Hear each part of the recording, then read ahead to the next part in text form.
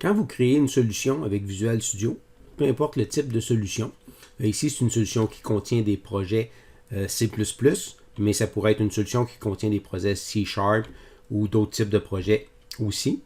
Donc quand vous créez une solution Visual Studio crée un répertoire temporaire qui s'appelle .vs et qui n'est pas visible par défaut, donc qui est caché dans l'explorateur Windows.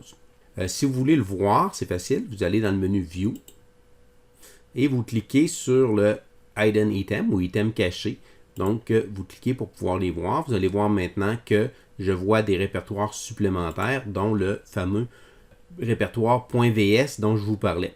À l'intérieur de ce répertoire-là, il y a d'autres sous-répertoires et il y a des fichiers temporaires.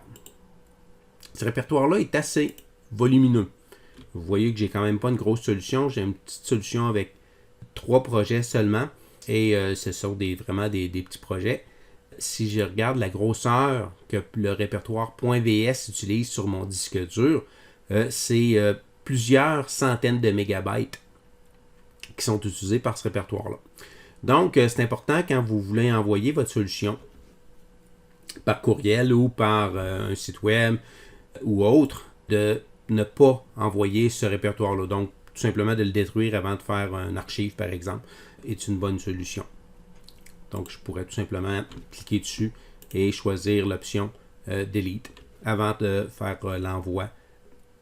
L'autre chose qui est importante, c'est que si on regarde dans Git, il va vous offrir d'ajouter ces fichiers-là dans Git. Ce qu'il ne faut surtout pas faire.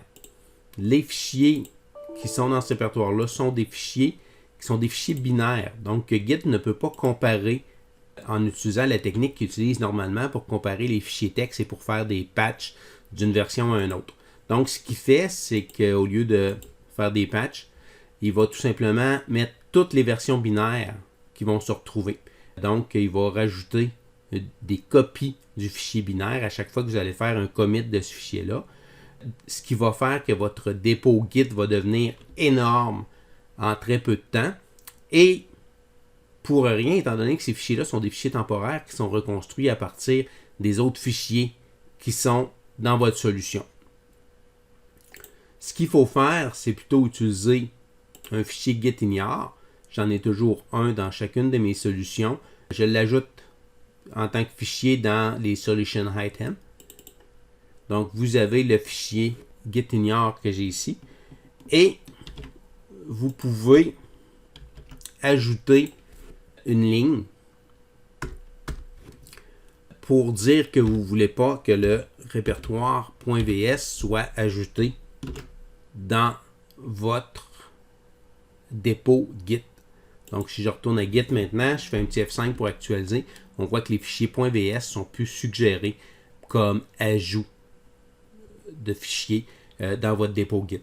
Si vous l'avez ajouté par erreur dans un dépôt Git, je vous recommande fortement, très fortement, de tout simplement les détruire sur votre disque dur.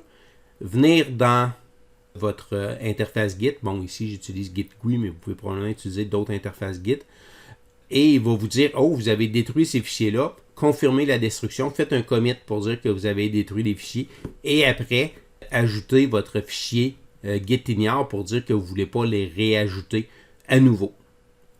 Ce qui va vous éviter d'avoir un dépôt Git qui devient gigantesque et qui devient aussi long à télécharger à chaque fois que vous allez vouloir cloner ces dépôts-là, parce qu'il va cloner toutes les versions de ces fichiers temporaires-là. Non seulement la dernière version, mais toutes les versions, parce que lui, il garde toutes les versions, vu qu'il n'est pas capable de faire les différences sur des fichiers binaires. Donc, il garde toutes les versions de ces fichiers binaires-là.